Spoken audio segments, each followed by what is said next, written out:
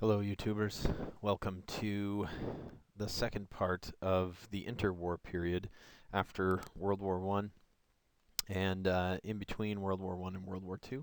We're going to look at three revolutions. We're going to look at political revolutions in Mexico, Russia, and China. Revolutions are often a pretty good topic for comparison. And so we're going to look at kind of how these revolutions all had some similarities and differences with regard to mostly cause and effect. So what brought these about? When I teach revolutions, I like to look at them as far as a revolutionary cycle. We start with somebody being in charge who has the power, and what are they doing in order to keep their power. Then the group that is being oppressed.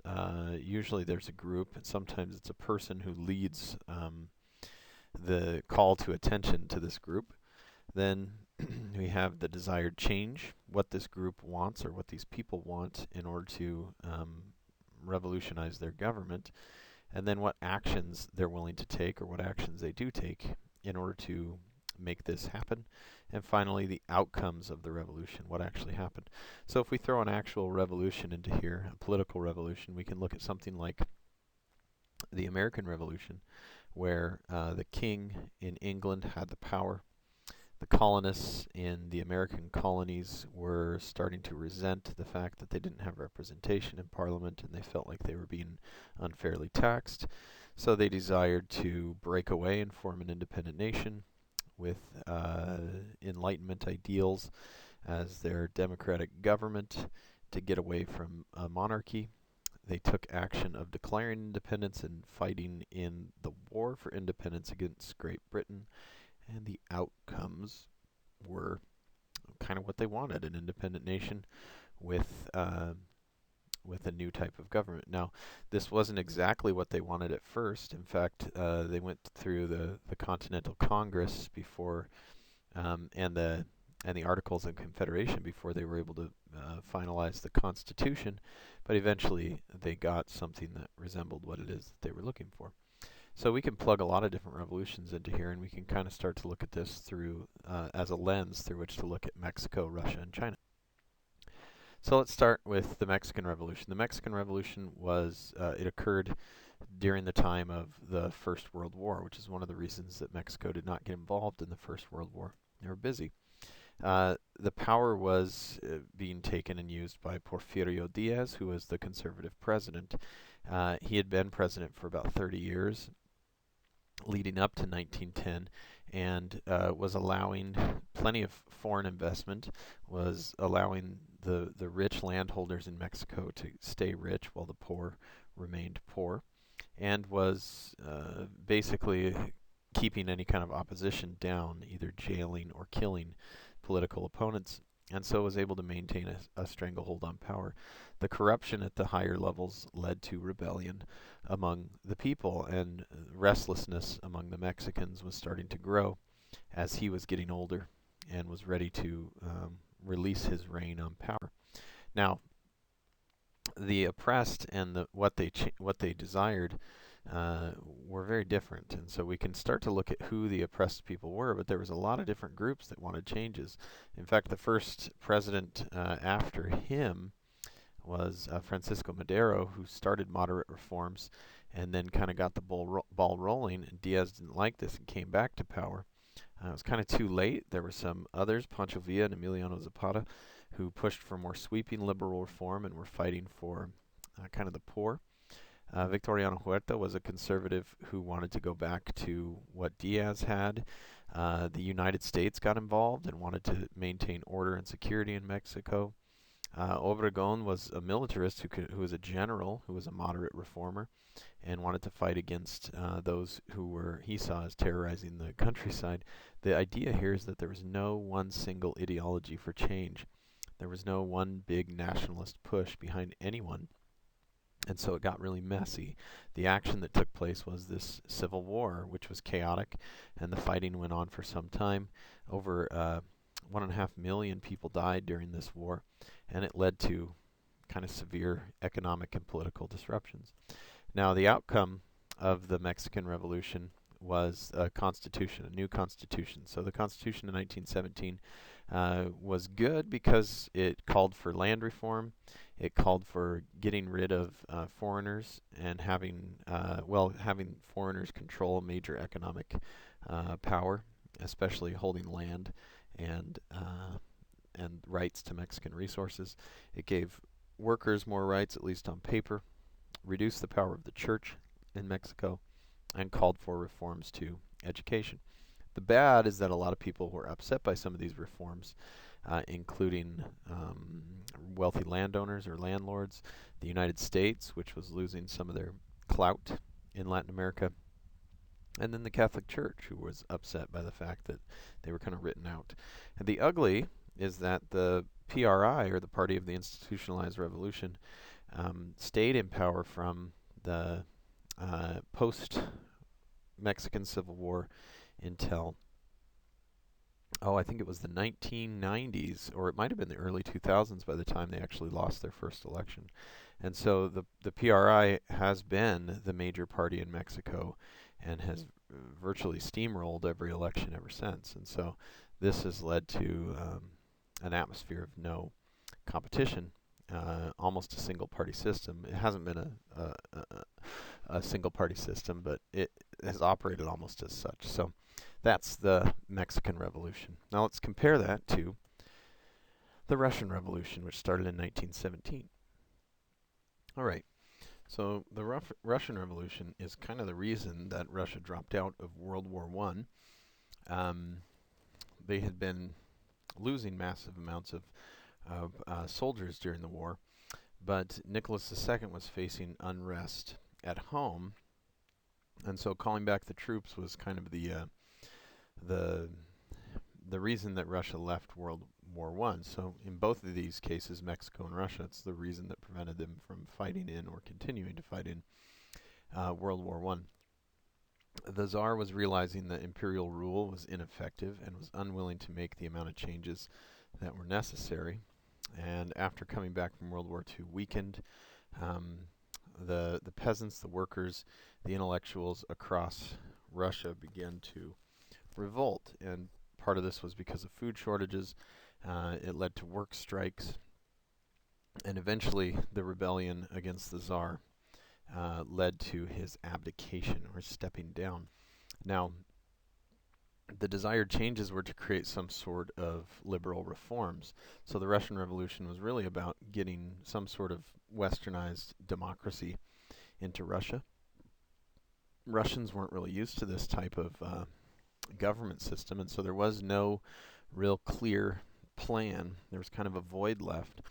So the action that was taken was actually taken by Vladimir Lenin and the Bolsheviks, or the Communist Party in Russia. Here's a picture of a statue in Fremont, Seattle, of Vladimir Lenin, taken down from one of the former Soviets in Eastern Europe, and somehow managed to make its way into Seattle. But these statues were somewhat ubiquitous, were all over the place during a communist USSR, because Lenin came in as kind of a conquering hero, bringing communism to Russia. So he was able to overthrow the liberals and establish a communist army, the Red Army, and seize power. And similar to what Diaz was doing in Mexico, the Communist Party suppressed opposition violently and formed the USSR, or the United Soviet Socialist Republic. So the outcome of the Russian Revolution, and this is simplified, Imperial Russia becomes Communist USSR. The good thing is this brought some unity and solidarity to the people of the former Russia. It helped reform the economy to bring new life to the peasants. His new economic plan was his way of, basically his new economic policy was to kind of consolidate the economy and allow for freedom for small business owners and peasant landowners at first. As the state took more control of economic policies as time went on, it became much more of the kind of the single party system, communism. The bad is that there was a bloody civil war, which left many of the old elites dead in Russia. Opposition to the Communist Party was illegal, heavily propagandized in order to secure power, and the Soviet Union lasted for 70 years until the downfall in the early 1990s.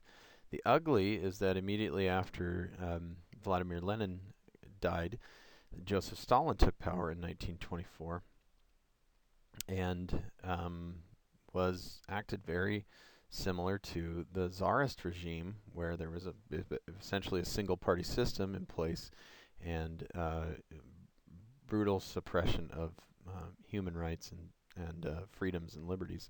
And so we'll talk a little bit more about Joseph Stalin as we look at the authoritarian response to the interwar period. Lastly is the revolution in China.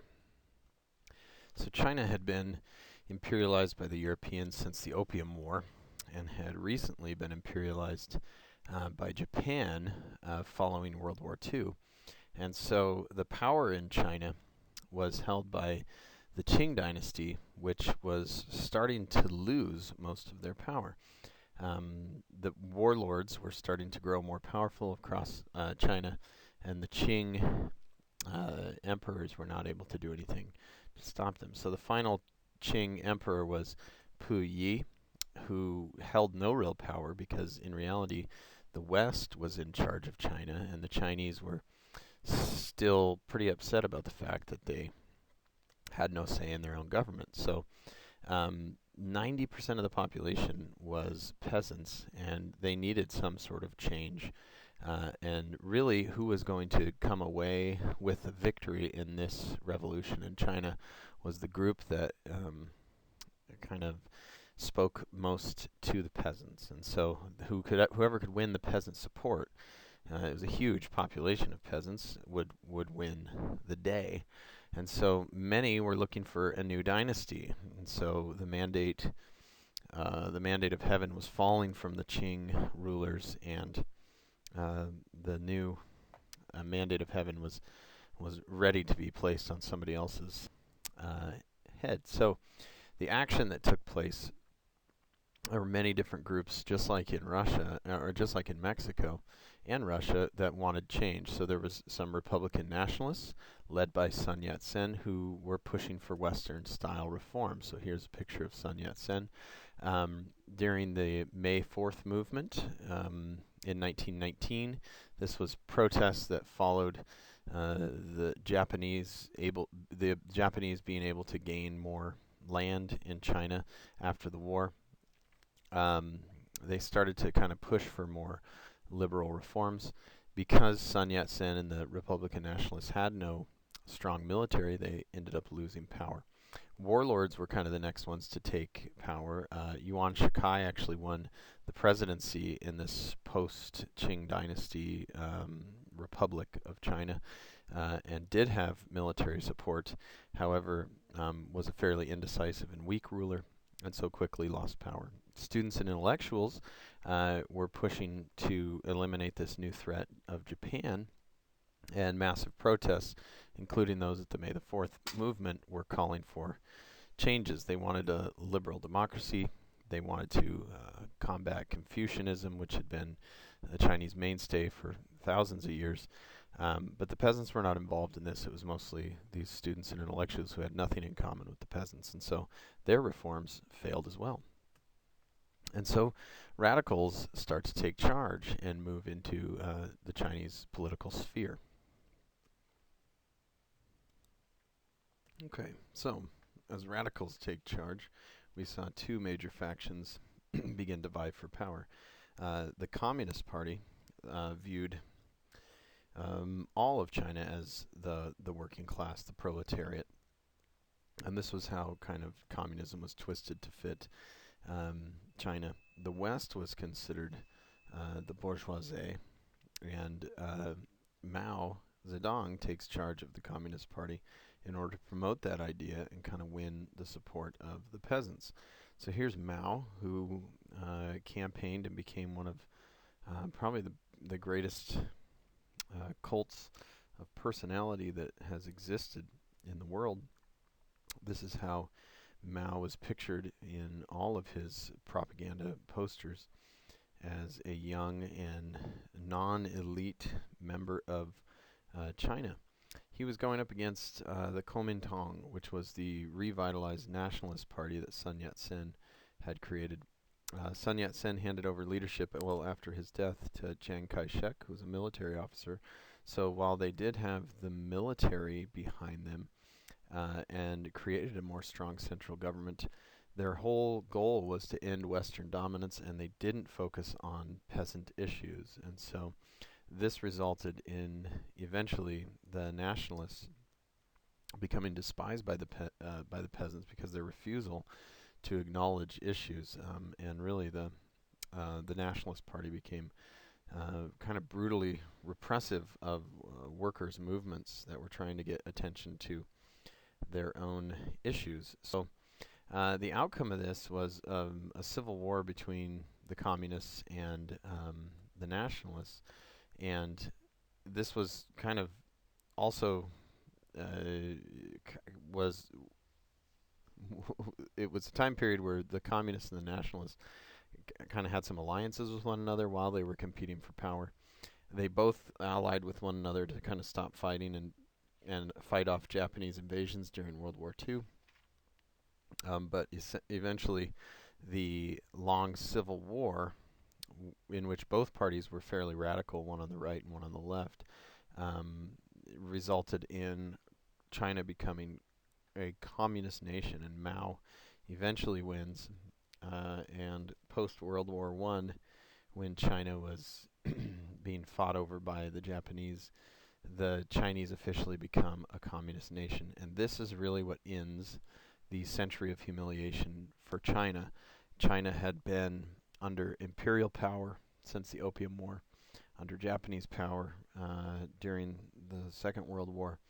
And so this was really an outcome that was very happy for the Chinese people, as it represented a return to or a new type of leadership, but it was focused on the peasants as the main kind of portion of Chinese society that really mattered.